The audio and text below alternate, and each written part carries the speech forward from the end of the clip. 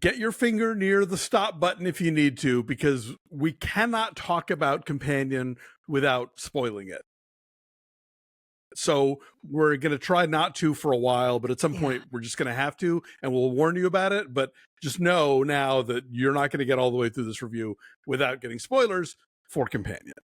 Yeah, I was thinking about that too while I was watching it. I'm like, I really want to say how much I like this movie, but I can't go into a lot of the reasons why I like this movie without spoiling what it is that I like about this movie. And the surprises are part of the treats. Right. So anyway, we'll let you know verbally, and we'll put a little thingy down at the bottom saying spoiler. So FYI. But until then, come hang out with us. Come subscribe. This is a January movie. January's been surprisingly good this year. You know, I don't know if it's the after effects of not getting movies for a while during the pandemic or whatever, but yeah, it kind of seems like people aren't writing off January anymore. Maybe it's the Megan effect. Why don't we call it that? Right.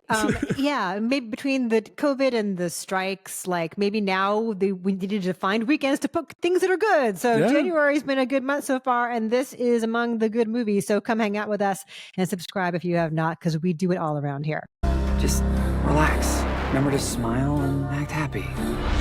Sophie Thatcher and Jack Quaid are a young couple in love, and they go off to this beautiful house for the weekend with a bunch of his friends.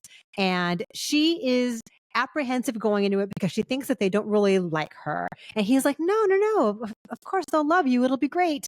And there's tension from the very beginning, and there's sort of a conflict between how beautiful and idyllic this setting is with the obvious kind of awkwardness that exists between all these people. And I don't even know where to go from here without spoiling it. I don't. Can you say something that's not a spoiler? Sure. Jack Quaid has a female friend who is dating the owner of this beautiful house, who is Russian and married and seems a little, seedy. He's played by Rupert Friend with a questionable mustache, but intentionally questionable. And then the weekend goes awry. The weekend goes awry. Yeah, and that's it. That's all I can say. So, but what I can say before we go into spoiler territory is it's written and directed by Drew Hancock. This is his feature filmmaking debut. He's done quite a bit of television prior to this.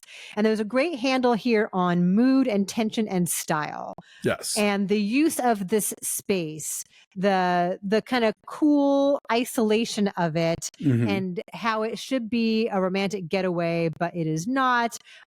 How all the other friends come into play. There's like a tension that he creates from the beginning that is very believable.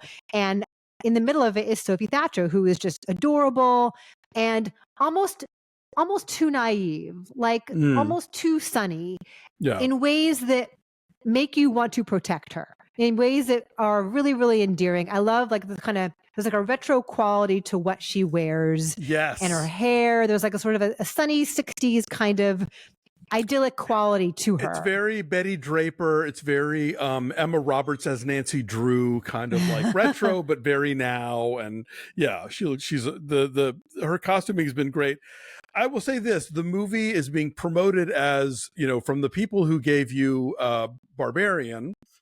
And I don't know which people those are, maybe producers or something. Oh. But if you liked that movie and that juggling of tones, you will like the juggling of tones that happens in Companion. Yeah. Okay. Anyway, we liked it. So FYI. Okay. Spoilers. Okay. 5, 4, 3, 2, 1. Spoilers. All right. So she is a robot. She is she's a companion, and her name is Iris. Yes.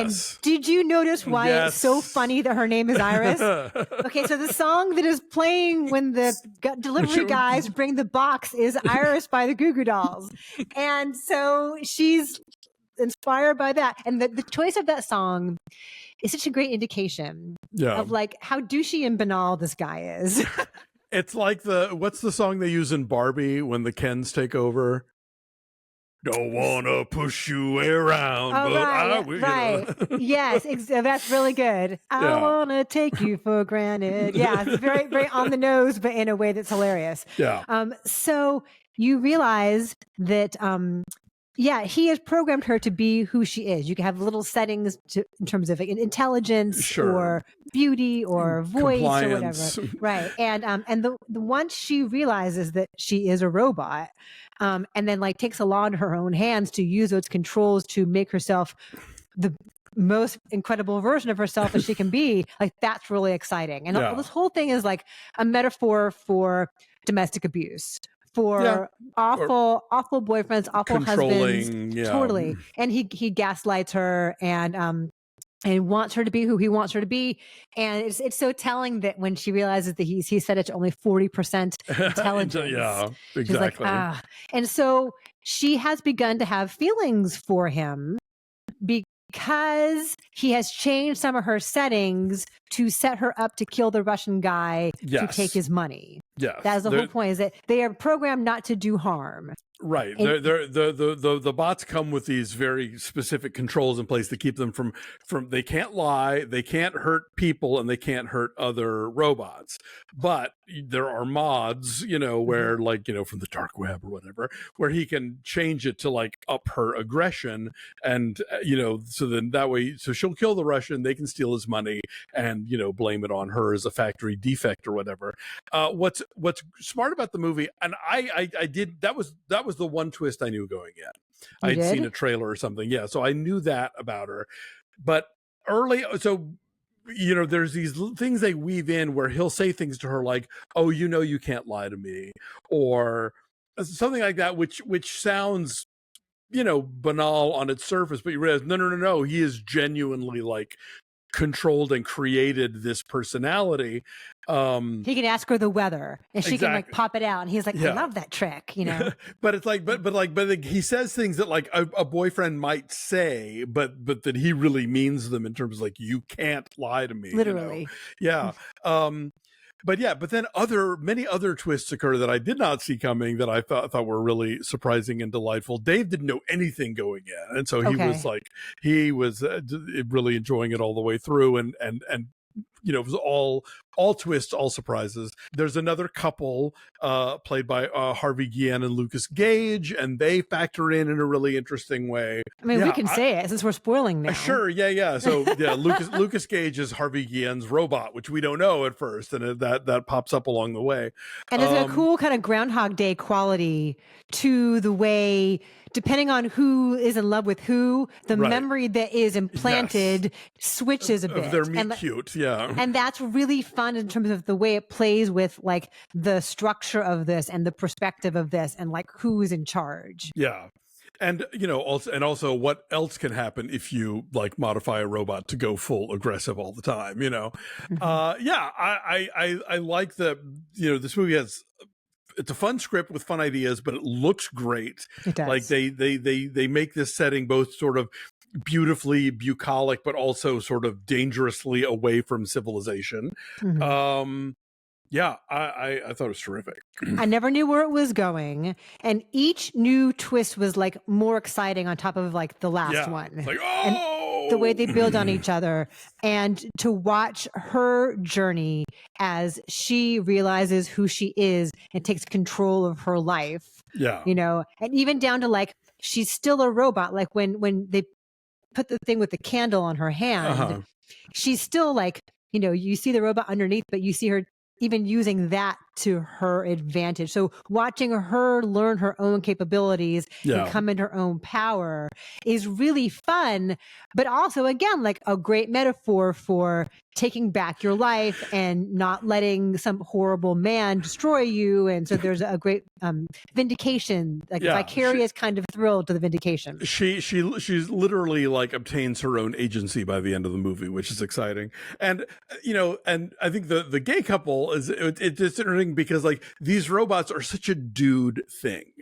Like, I don't think women would want or need this, but there's a certain kind of guy who does, who would just as soon have like, it's like those people you read about now, like, oh, I'm falling in love with my Chat GPT bot. I'm like, well, yeah, you are, because it exists to yes and you all the time. That's what her is about. Exactly. Yes.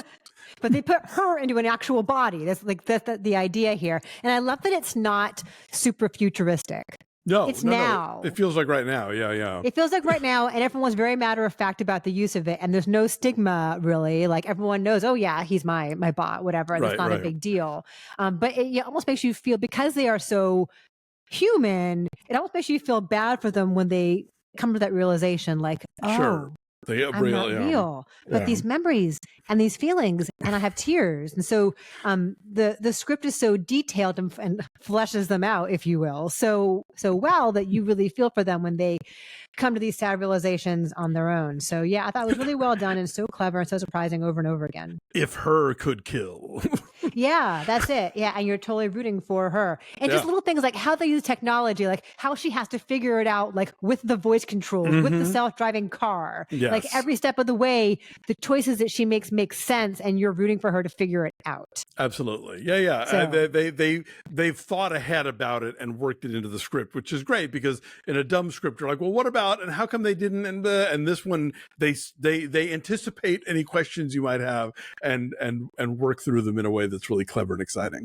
And Sophie Thatcher is so quick-witted and so sharp here in a way that she was in Heretic as well. In there's like a groundedness to her, and also she's just so sharp that you're like, it's exciting to watch how she figures it out.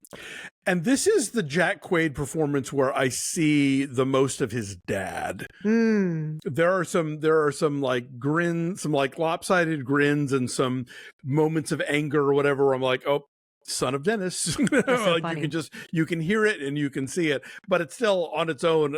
He's giving a really fun performance, because he is playing a guy who at first just seems like the amiable lead in a rom-com type movie, and then you come to find out who and what he really is, and he masters that pivot really well. He morphs, yes. Yeah. Cool. So what's your number then on Companion? I was at an 8.2. I had a really good time. It's really smart. I think people should see it.